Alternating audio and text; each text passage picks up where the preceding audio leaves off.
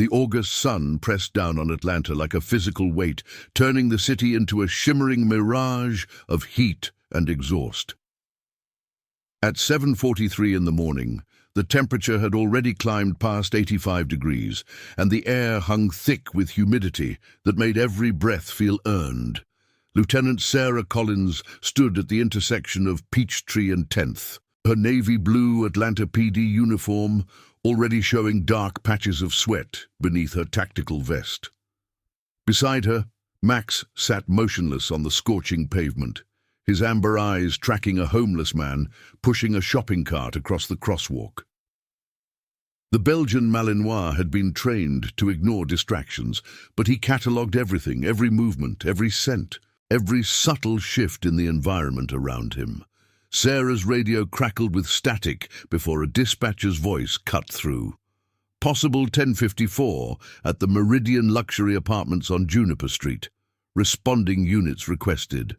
She exchanged a glance with Max, and something in the dog's posture shifted almost imperceptibly.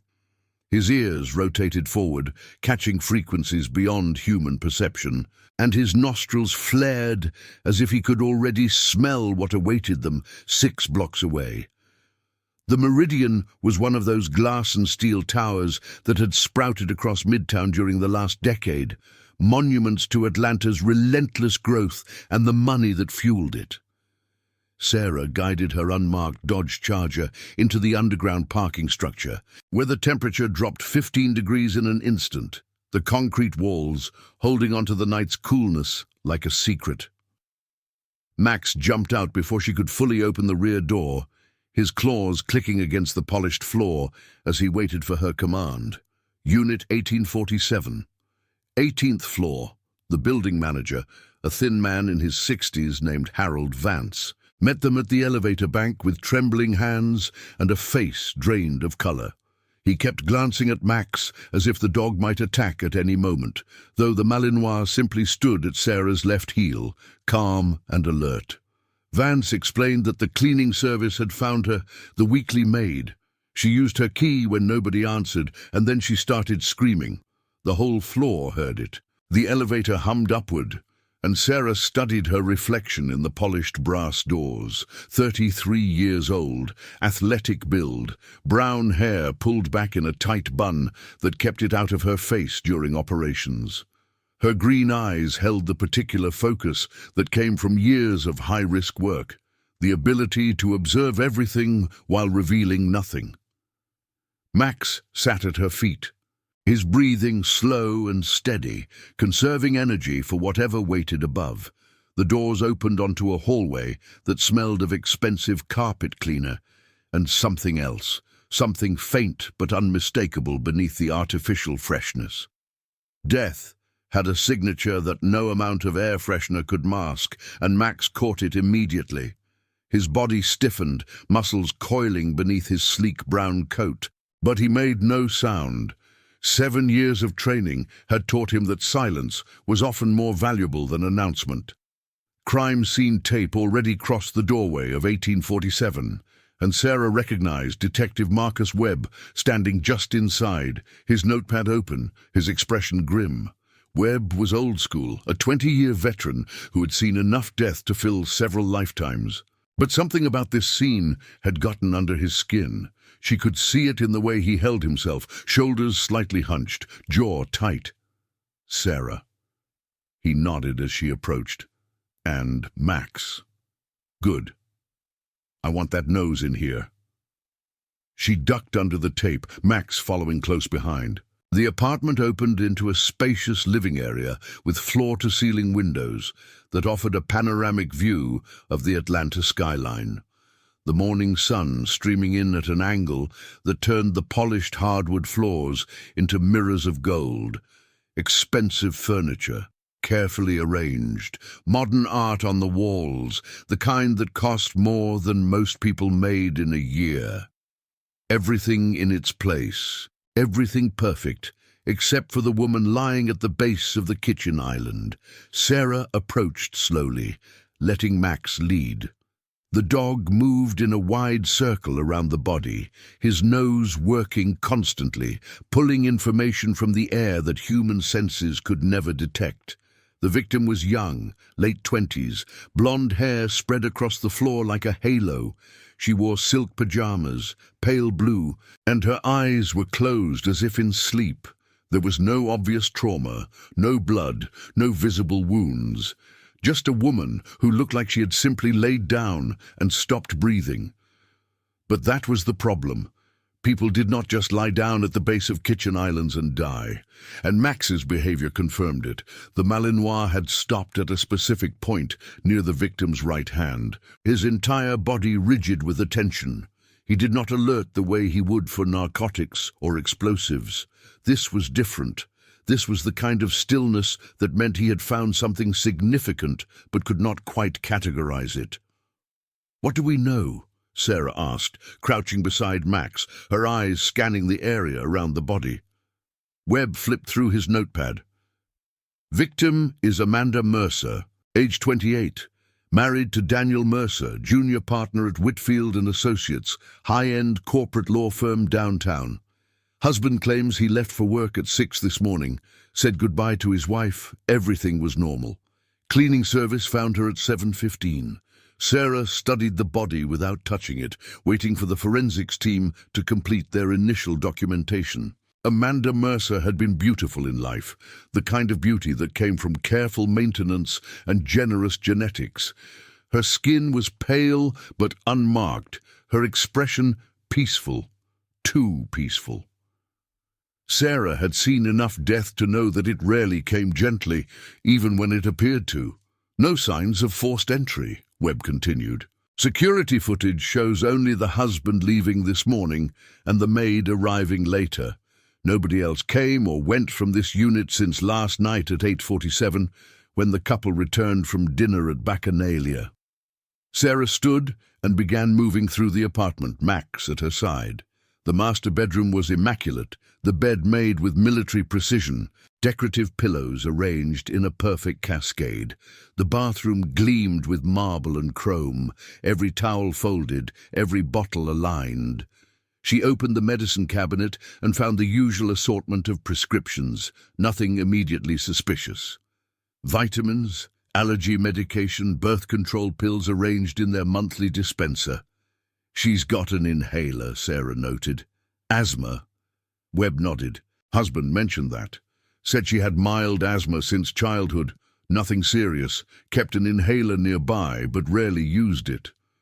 Sarah moved to the home office, a small room lined with bookshelves and dominated by a sleek glass desk. A laptop sat open, its screen dark.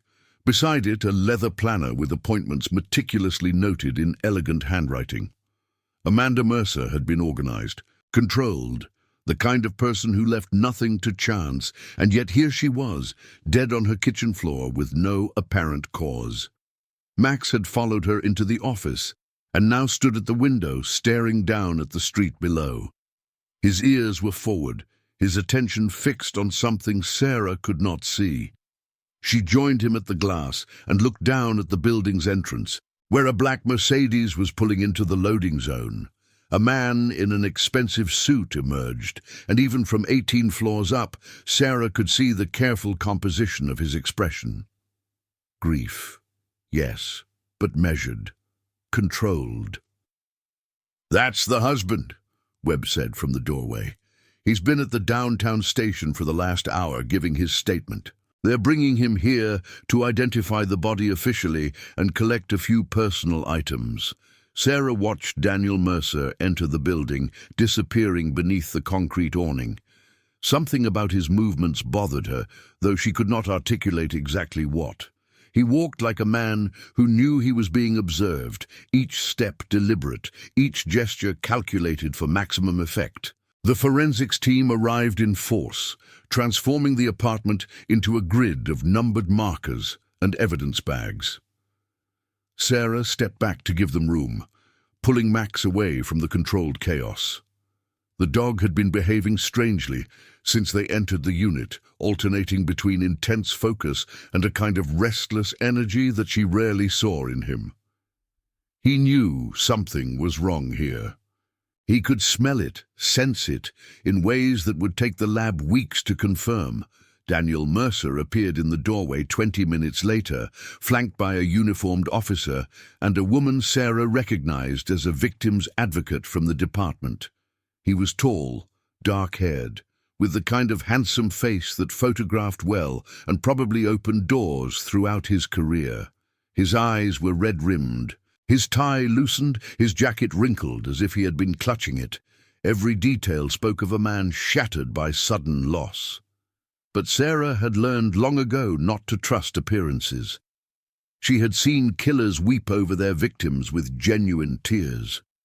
She had seen innocent people display cold indifference that made them look guilty. The truth was rarely found on the surface, and that was why she had Max. The Malinois had positioned himself between Sarah and the doorway, his attention locked on Daniel Mercer with an intensity that made the hair on Sarah's arms stand up. Max was not aggressive, not threatening. He simply watched, cataloguing every micro-expression, every subtle shift in body chemistry that his extraordinary senses could detect. Mercer approached his wife's body slowly, each step heavy with apparent reluctance. He stopped 3 feet away, close enough to see but not close enough to touch. His face crumpled, and he brought one hand to his mouth as if to hold back a sob. The victim's advocate touched his arm gently, murmuring words of comfort. Sarah watched the scene unfold with clinical detachment, her eyes never leaving Mercer's face. She noted the way his gaze flickered around the room before settling on his wife, the almost imperceptible pause before his emotional display began. These were small things, easily explained by shock and grief, but they registered nonetheless. "Mr. Mercer," Webb said gently, "is there anything you can tell us about this morning that might help? Anything unusual? Any argument or disagreement?" Mercer shook his head, his voice thick with tears. "Nothing. Everything was normal. We had dinner last night, watched a movie, went to bed around 11. I got up at 5:30 to go for a run, showered, got dressed. Amanda was still sleeping when I left. I kissed her goodbye. I always kiss her goodbye." His voice broke on the last word, and Sarah found herself wondering whether the emotion was genuine or rehearsed. It was an ugly thought, the kind of suspicion that came with her job, and she pushed it aside. The evidence would tell its own story. Her job was to listen. The forensics team continued their work for another 2 hours, photographing every surface, collecting samples from every conceivable location. Sarah remained in the apartment, observing, taking her own mental notes. Max stayed close, his attention divided between the crime scene and Daniel Mercer, who had retreated to the living room couch with a glass of water and his grief. At 10:15, the medical examiner made her preliminary assessment. Dr. Yolanda Chen was a small woman with steady hands and an unflappable demeanor that Sarah deeply respected. She had examined thousands of bodies over her 20-year career, and her initial impressions were usually accurate. "No obvious cause of death," Chen announced, stripping off her latex gloves. "No signs of trauma, no defensive wounds, no visible marks of any kind. Toxicology will tell us more, but right now, this could be anything from a cardiac event to an overdose to something we haven't seen yet." Sarah frowned. She was young, healthy, no serious medical conditions. Chen shrugged. Young and healthy people die suddenly all the time. Undiagnosed heart defects, aneurysms, severe allergic reactions. We won't know anything definitive until the autopsy. The body was removed at 11, transported to the Fulton County Medical Examiner's office for a full examination. Sarah remained at the scene, walking through the apartment one more time, trying to see what she might have missed. Max followed her from room to room, his nose constantly working, his attention unwavering. In the kitchen, she paused at the spot where Amanda Mercer had fallen. The forensics team had marked the position of the body with tape, a stark outline against the pale wood floor. Sarah crouched down, her eyes level with the counter, and studied the surrounding area. The kitchen was spotless, every surface gleaming, every appliance in its place. There were no dishes in the sink, no crumbs on the counter, no sign that anyone had prepared food here recently. She opened the refrigerator and found it stocked with expensive groceries, fresh vegetables, artisanal cheeses, organic milk. A bottle of champagne occupied the door, chilled and waiting for an occasion that would never come. Sarah closed the door and moved to the pantry, where she found more of the same high-end products arranged with geometric precision. Max had positioned himself at the kitchen island, his nose pressed to the lower cabinet where Amanda's head had rested. He was not alerting, not giving any of his trained signals, but his behavior was unusual enough to warrant attention. Sarah opened the cabinet and found nothing but pots and pans, cast iron and copper, the kind of cookware that cost hundreds of dollars per piece. "What is it, boy?" she murmured, running her hand along his back. "What do you smell?" Max looked up at her with those amber eyes, and for a moment Sarah could swear he was trying to communicate something beyond his training, but he could not speak, could not explain what his senses were telling him, and she could only wonder. They left the apartment at noon, the summer sun now directly overhead, turning the city into a furnace. Sarah drove to the downtown station, where Webb would be conducting a more formal interview with Daniel Mercer. She wanted to observe, to watch the husband's reactions when the questions got harder. The Atlanta Police Department's Central Precinct occupied a modern building on Peachtree Center Avenue, all glass and steel and institutional efficiency. Sarah parked in the underground garage and took Max through the service entrance, avoiding the public areas where his presence might cause a stir. The Malinois was famous within the department, a legend in the K-9 unit, but that fame sometimes brought unwanted attention. Webb had set up in interview room 3, a small space with a metal table, uncomfortable chairs, and a two-way mirror that fooled nobody. Daniel Mercer sat on one side, his lawyer beside him, a silver-haired woman named Patricia Holbrook, who specialized in defending the wealthy and well-connected. Webb sat across from them, his notepad open, his expression carefully neutral. Sarah took her position in the observation room, Max at her feet. She could see and hear everything through the glass, watching as Webb guided Mercer through his story once again. The lawyer interrupted frequently, objecting to questions that ventured too far into speculation, steering her client away from anything that might be incriminating. Mercer's story remained consistent. He and Amanda had been married for 3 years, happy, planning to start a family soon. They had no enemies, no conflicts, no secrets. He loved his wife deeply, and her death had destroyed him. His voice cracked at appropriate moments, his eyes filled with tears when he spoke of their future plans, now forever unrealized. But Sarah noticed things, small things. The way Mercer's hands lay flat on the table, unnaturally still. The way his eyes tracked to the two-way mirror every few minutes, as if he knew he was being observed. The way his grief seemed to follow a script, hitting its marks with theatrical precision. Max noticed things too. The dog had risen to his feet and stood with his nose pressed to the glass, his entire body oriented toward Daniel Mercer. His ears were forward, his muscles tense, his attention absolute. He had never behaved this way in an observation room before, and Sarah found herself wondering what he sensed that she could not. The interview concluded at 2:30, with Webb thanking Mercer for his cooperation and expressing condolences for his loss. The lawyer gathered her materials, already preparing for whatever might come next. Mercer shook hands with everyone, his grip firm, his expression appropriately devastated. Sarah remained in the observation room as they exited, watching through the window that looked out onto the main corridor. Mercer and his lawyer paused to speak with a uniformed officer, exchanging information about next steps and follow-up contacts. Then they began walking toward the building's main exit, passing the reception area where visitors signed in and out. Max had followed Sarah to the corridor window, and now his behavior changed dramatically. The Malinois pressed forward, his body rigid, his eyes locked on Daniel Mercer's retreating form. A low sound emerged from his throat, not quite a growl, not quite a whine, something in between that Sarah had never heard from him before. "Easy, boy," she murmured, her hand on his collar. "What is it?" But Max was already moving, pulling against her grip with a strength that surprised her.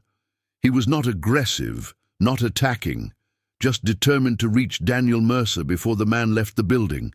Sarah had no choice but to follow, her shoes clicking against the tile floor as she struggled to keep up with her partner's urgent pace. They emerged into the main lobby just as Mercer reached the glass doors that led to the outside world. The afternoon sun blazed through the windows, casting long shadows across the polished floor. Mercer had his hand on the door handle, his lawyer beside him, freedom just seconds away. Max reached them first. The dog positioned himself directly in front of the exit, blocking Mercer's path with his body. He did not bark, did not growl, did not show his teeth. He simply stood there, immovable, his amber eyes fixed on the man who wanted to leave. Mercer stopped, surprise flickering across his face before he could control it. "What the hell is this?" Sarah caught up, slightly out of breath, her hand still on Max's collar. "Apologies, Mr. Mercer. My partner seems to have other ideas." Patricia Holbrook stepped forward, her expression sharp. "Lieutenant, this is highly irregular. My client has cooperated fully with your investigation. He has the right to leave." "Of course," Sarah agreed. "I'm not detaining him, but my dog seems to disagree." She looked down at Max, who had not moved an inch. His gaze remained locked on Mercer, his body language communicating something that words could not express. In 7 years of working together, Sarah had learned to trust that instinct, that extraordinary K-9 sense that detected things beyond human perception. Mercer forced a laugh that sounded hollow even to his own ears. "You're going to let a dog decide whether I can leave? This is ridiculous." He stepped forward, attempting to move around Max, but the Malinois shifted to block him again. This time, a low rumble emerged from the dog's chest, a warning that required no translation. Mercer stepped back, his composure cracking slightly, his lawyer already reaching for her phone. "Lieutenant, I'm calling Captain Morrison," Holbrook announced. "This is harassment." Sarah nodded, her attention still on Max. "Please do.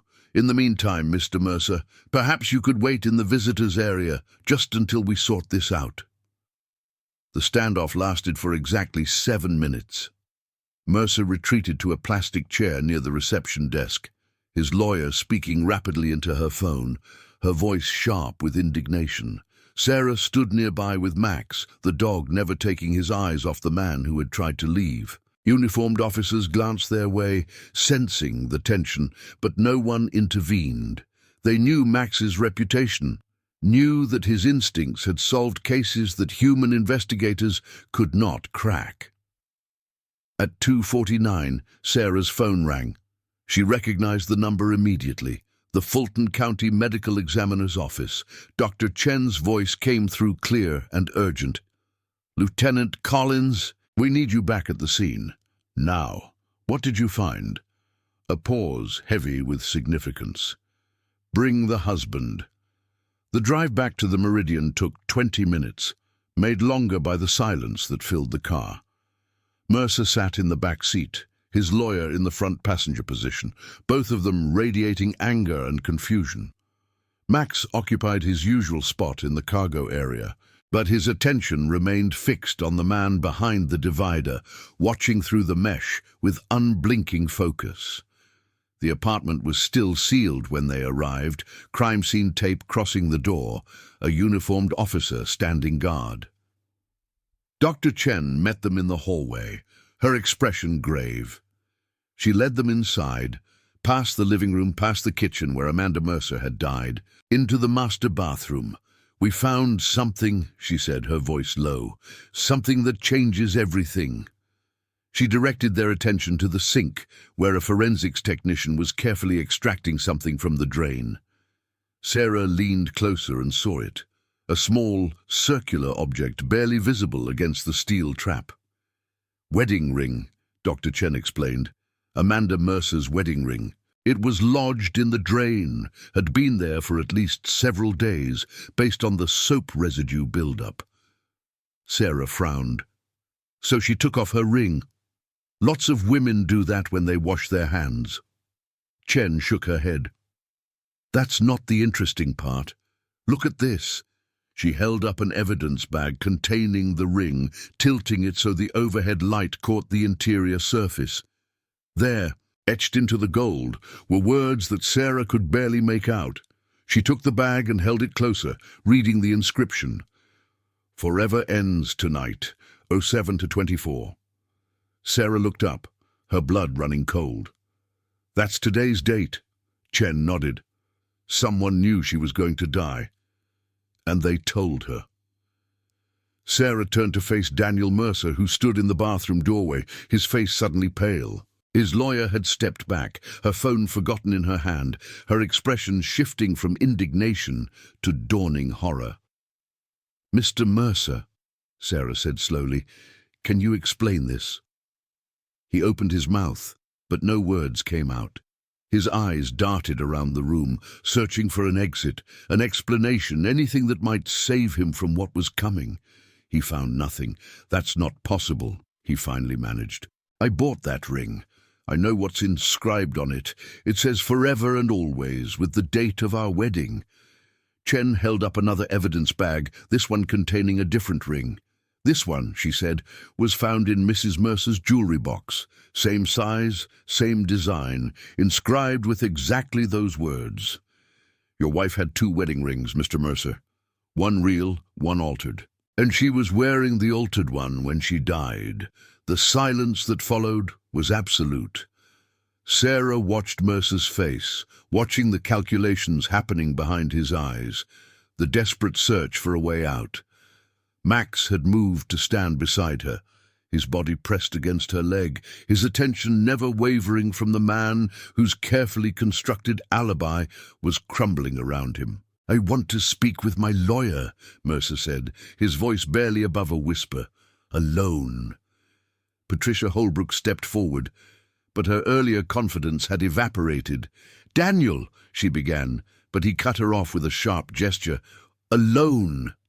They retreated to the hallway, leaving Mercer and his lawyer in the bathroom, with a uniformed officer standing guard. Sarah led Max to the living room, where the afternoon sun still streamed through the windows, oblivious to the darkness that had been revealed within these walls. "What do you think?" Webb asked, joining her by the window. Sarah shook her head slowly. "I think that ring was a message, either from the victim or from whoever killed her. And I think our dog knew something was wrong before any of us did." She looked down at Max, who had finally relaxed slightly, his body no longer rigid with tension. The Malinois had done his job, had trusted his instincts when no one else could see the truth. Now it was up to the human investigators to piece together what had really happened in this luxurious prison of glass and steel. The next several hours unfolded like a complex puzzle, each piece revealing new dimensions of deception. The forensics team, now operating with renewed urgency, expanded their search throughout the apartment. What they found painted a picture of a marriage far different from the fairy tale Daniel Mercer had described. Hidden in a floor safe beneath Amanda's closet, they discovered a journal that documented months of abuse, both emotional and physical. Amanda had written in meticulous detail about the ways her husband had controlled her, isolated her from friends and family, monitored her communications, and occasionally lost his temper in ways that left marks she had to hide. The entries grew increasingly desperate as the pages progressed, culminating in a final note dated 3 days before her death. "He's going to kill me. I know it now. I see it in his eyes when he thinks I'm not looking. I've been to a lawyer, started the process, but I don't think I'll live to see it through. If anyone finds this, please know that I tried. I tried to escape. I tried to survive. But some prisons don't have bars and some jailers don't wear uniforms. Sarah read the journal in the evidence room, her hands steady despite the horror of what she was absorbing. Amanda Mercer had known her fate, had documented it, had tried to leave breadcrumbs for the investigators who would come after. The altered wedding ring, with its chilling inscription, had been her final message to the world. But knowing that Mercer was abusive was not the same as proving he had killed his wife. The forensics team still had not found a cause of death, and without that crucial piece of evidence, their case remained circumstantial at best. Dr. Chen called at 6:15 with preliminary autopsy results. Sarah took the call in her office. Max curled at her feet, both of them exhausted but unwilling to stop. Asphyxiation, Chen reported, but not strangulation, not smothering, nothing conventional. Her airways were compromised from the inside, massive inflammation and tissue damage, consistent with a severe allergic reaction. Sarah frowned. Allergic to what? Her medical records showed mild asthma, nothing else. That's the interesting part. We found traces of a compound in her lungs that I've only seen a handful of times. It's derived from a particular species of mold, extremely rare, almost impossible to detect unless you know exactly what you're looking for. In someone with compromised respiratory function like asthma, it would cause rapid, catastrophic respiratory failure. She would have been dead within minutes. Sarah's mind raced. How would someone administer that? Could it be in food, in water? Chen paused. No, it would have to be inhaled directly. Large quantities, concentrated form. The most likely delivery method would be something she put close to her face on a regular basis. Something innocuous, something she wouldn't question. Like an inhaler, Sarah said slowly. Exactly like an inhaler. The search warrant for Daniel Mercer's office was approved within the hour. Sarah led the team herself, Max at her side. Their destination, the gleaming tower downtown, where Whitfield and Associates occupied 3 floors of premium real estate. Mercer's corner office, with its view of Centennial Park, revealed nothing suspicious at first glance. Leather furniture, expensive art, the usual trappings of success. But Max was not interested in the usual trappings. The Malinois made a direct line for Mercer's desk, specifically for the bottom drawer on the left side. He sat down in front of it, his alert position, his gaze fixed on the drawer, as if he could see through the wood. Sarah pulled on latex gloves and opened the drawer carefully. Inside, beneath a stack of legal documents, she found a small case, the kind used to transport medication safely. And inside the case, she found exactly what she expected to see: 3 asthma inhalers, identical in appearance to the one found in Amanda Mercer's bathroom. But these had been modified, their canisters replaced with something far more deadly. The arrest happened at 8:17 that evening. Daniel Mercer was in the police interview room when Sarah entered, accompanied by Webb and 2 uniformed officers. Max waited outside, his work done, his instincts vindicated. "Daniel Mercer," Sarah said, her voice steady and clear, "you are under arrest for the murder of Amanda Elizabeth Mercer." The trial lasted 3 weeks, a parade of evidence and testimony that left little room for doubt. The prosecution presented the journal, the modified inhalers, the altered wedding ring. They called expert witnesses who explained the rare mold compound, the careful planning required to acquire and weaponize it. They painted a picture of a controlling husband who had realized his wife was planning to leave him and had decided that if he couldn't have her, no one would. But it was the K-9 officer's testimony that captured the public imagination. Sarah Collins took the stand on the 14th day, her uniform pressed, her bearing military straight. She described Max's behavior at the crime scene, his refusal to let Mercer leave the station, his immediate alert at the desk drawer containing the modified inhalers. The defense attorney tried to dismiss the dog's instincts as trained responses, Empathon recognition that could easily be mistaken for actual insight, but Sarah remained unshakable. Max is not programmed, she explained. He doesn't operate on algorithms or predetermined responses. He reads the world in ways we can barely comprehend, sensing fear and deception and guilt through chemical signals that humans cannot detect. When he blocked Mr. Mercer at that exit, he wasn't following a command. He was telling us something we weren't smart enough to see on our own. Daniel Mercer was convicted on all counts, sentenced to life without parole. His carefully constructed world, his reputation, his future, all of it crumbled under the weight of evidence he had never expected anyone to find. He had planned the perfect murder, invisible and untraceable, but he had not counted on a Belgian Malinois with instincts sharper than any forensic test. In the weeks that followed, Sarah received commendations, interviews, offers from federal agencies interested in Max's remarkable abilities. She turned them all down. She and Max belonged to Atlanta, to the streets they had patrolled for 7 years, to the partnership they had built through countless operations and investigations.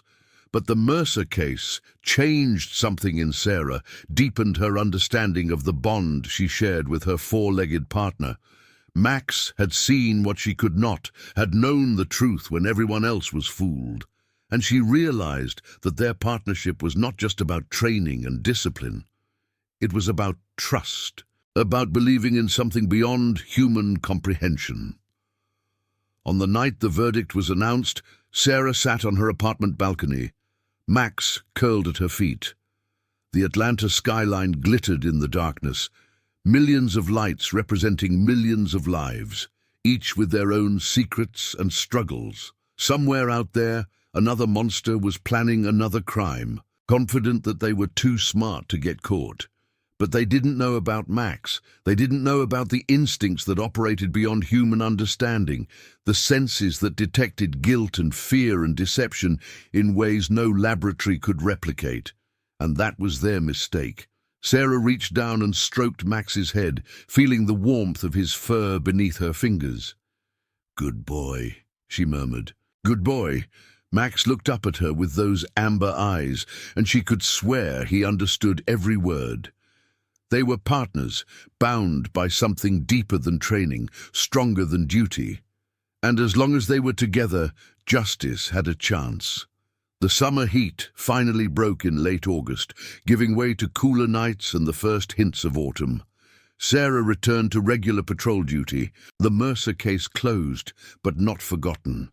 The memory of Amanda Mercer haunted her, the young woman who had tried so hard to escape her fate, who had left messages for investigators she would never meet. Justice had been served, but it had come too late to save her.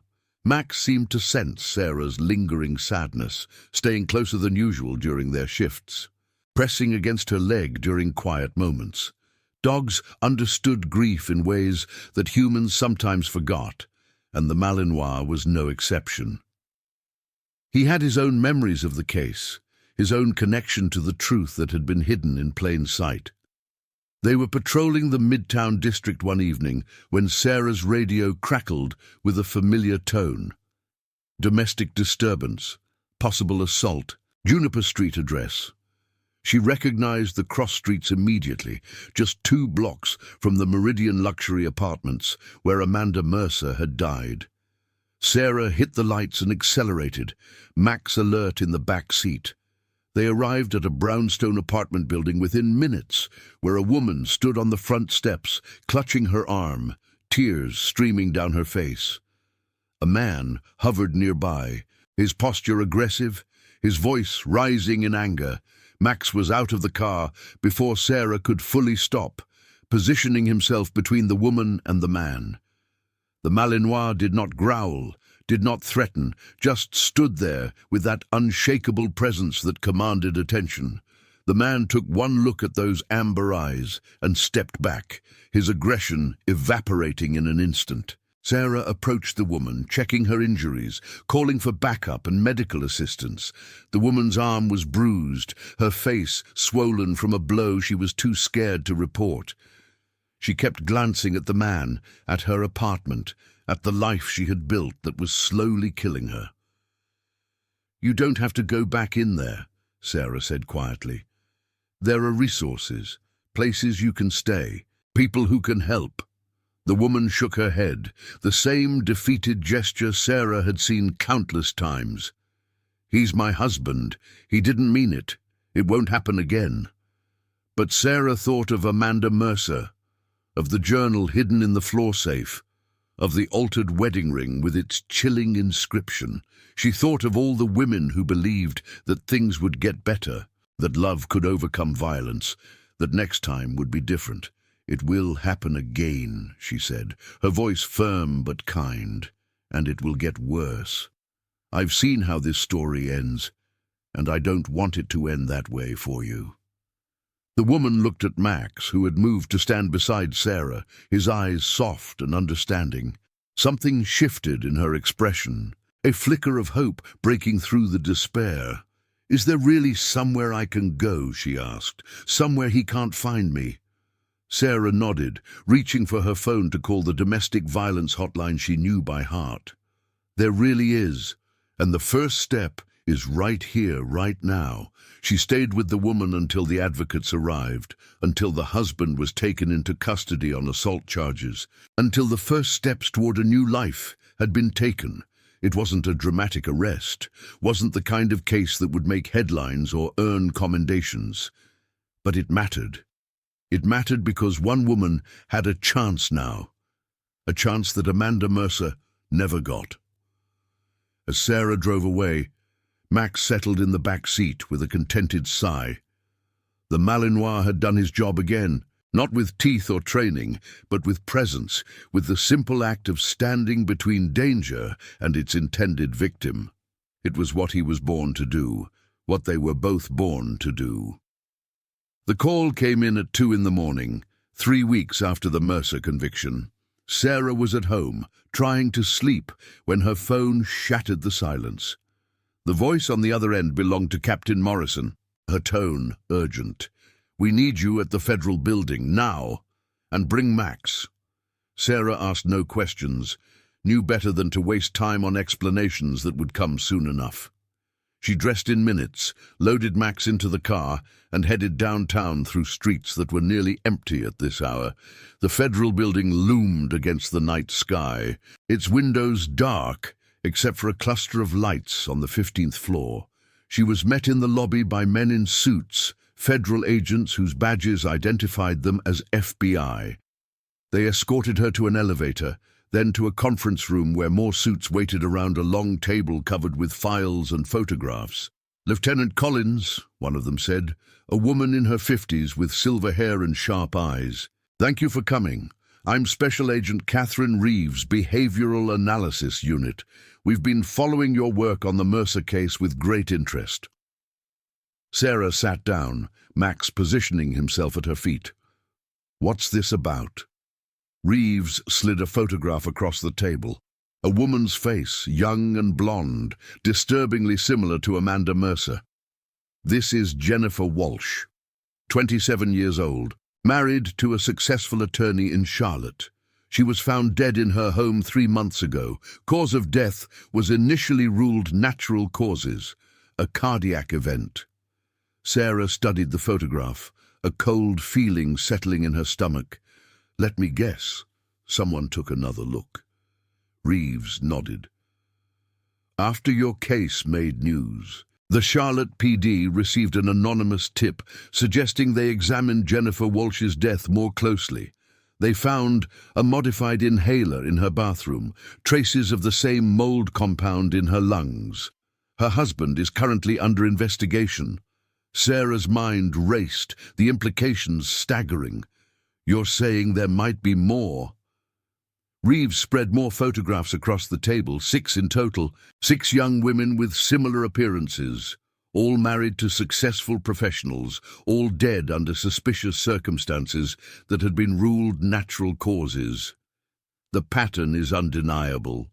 Same method, same victim profile, same type of perpetrator. We believe we're looking at either a serial killer who helps abusive husbands eliminate their wives, or some kind of network that shares methods and techniques. Sarah looked at the photographs. 6 faces frozen in time, 6 lives cut short by violence hidden behind closed doors. She thought of Amanda Mercer, of the inscription on her ring, of the journal documenting her descent into fear. How many more women were out there living in the same terror, planning their own escapes that might come too late? "Why are you telling me this?" she asked. "This seems like federal jurisdiction." Reeves smiled slightly.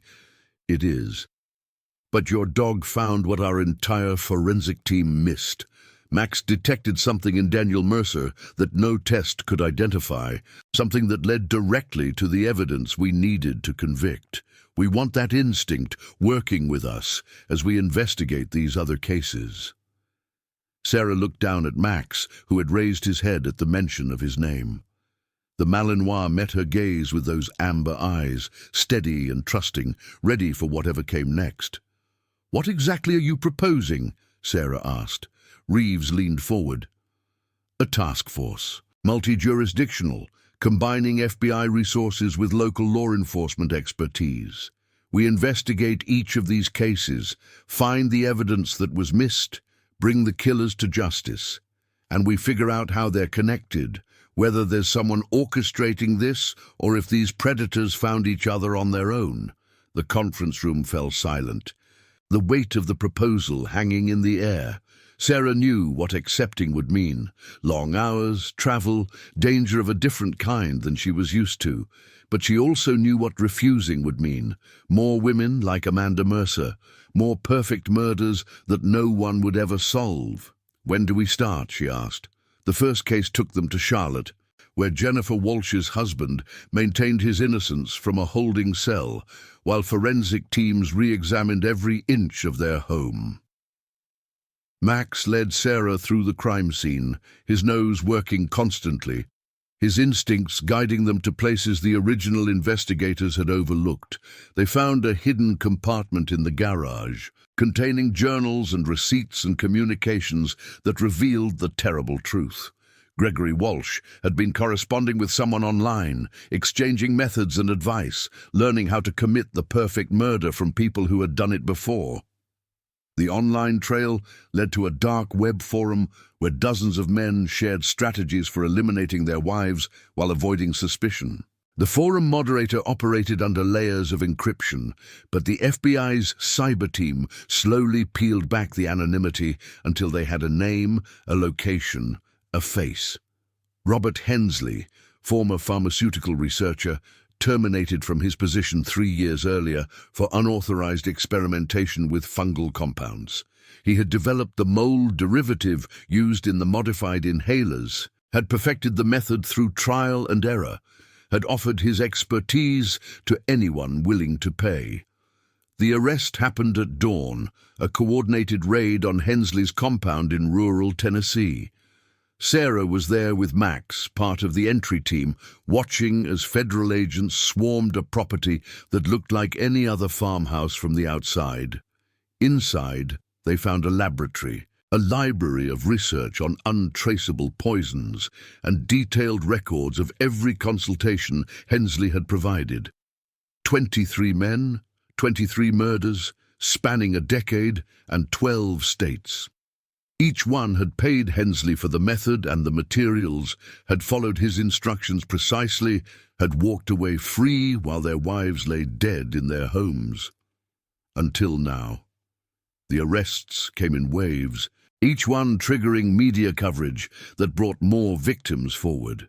Women who had suspected their husbands, families who had questioned official rulings, private investigators who had been hired and then fired when they got too close to the truth. The case grew larger with each passing day, becoming something that would define careers and change policies. But for Sarah, it was never about the headlines or the commendations. It was about the faces in those photographs, the women who deserved justice, the families who deserved answers.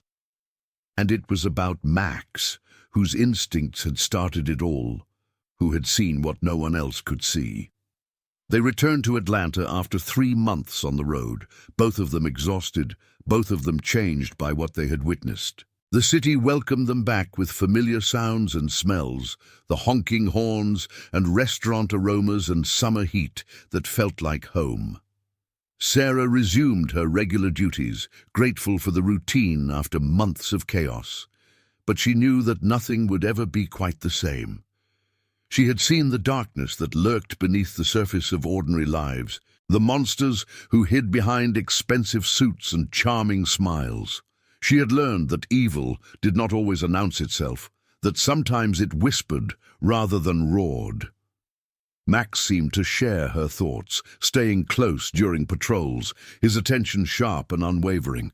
The Malinois had proven himself on the national stage, had shown what a partnership built on trust could accomplish. But he was not interested in fame or recognition. He was interested in the work, the constant vigilance, the protection of those who could not protect themselves. One evening in late October, Sarah received a letter at the station. It was handwritten, addressed to both her and Max, with a return address she did not recognize. She opened it carefully, half expecting another threat or complaint, and found instead something unexpected. "Dear Lieutenant Collins and Max," it began, "you don't know me, but you saved my life. I was married to one of the men your investigation arrested. I knew something was wrong, knew he was planning something terrible, but I had no proof and no one who would believe me. When I saw the news about your task force, I finally had the courage to leave. I'm safe now, starting over in a new city with a new name. But I wanted you to know that your work mattered, that Max's instincts mattered, that because of you, I'm still alive." The letter continued, describing the woman's experience, her fears, her escape. Sarah read it twice, then placed it in her desk drawer with other letters she had received over the years, tangible evidence that their work made a difference. She looked down at Max, who had settled into his usual spot beside her desk. The Malinois raised his head at her attention, his tail wagging slightly, his eyes filled with the unconditional loyalty that defined their partnership. "You did good, boy," she said softly. "You did really good." Max's response was a contented sigh, a settling of his head back onto his paws. They had work to do tomorrow, more patrols, more cases, more opportunities to stand between danger and its victims. But for now, in this moment, they could rest. The Atlanta skyline glittered through the window, a city of millions going about their evening routines, unaware of the guardian watching over them. Somewhere out there, another predator was stalking another victim, confident in their ability to evade justice. They did not know about Sarah Collins and Max. They did not know about instincts that operated beyond human comprehension, about a partnership forged through years of trust and sacrifice. But they would learn. They always did. And when that moment came, when the mask slipped and the truth emerged, a Belgian Malinois would be there, watching with amber eyes that missed nothing, protecting those who could not protect themselves. Justice had 4 legs in Atlanta, and it never stopped hunting.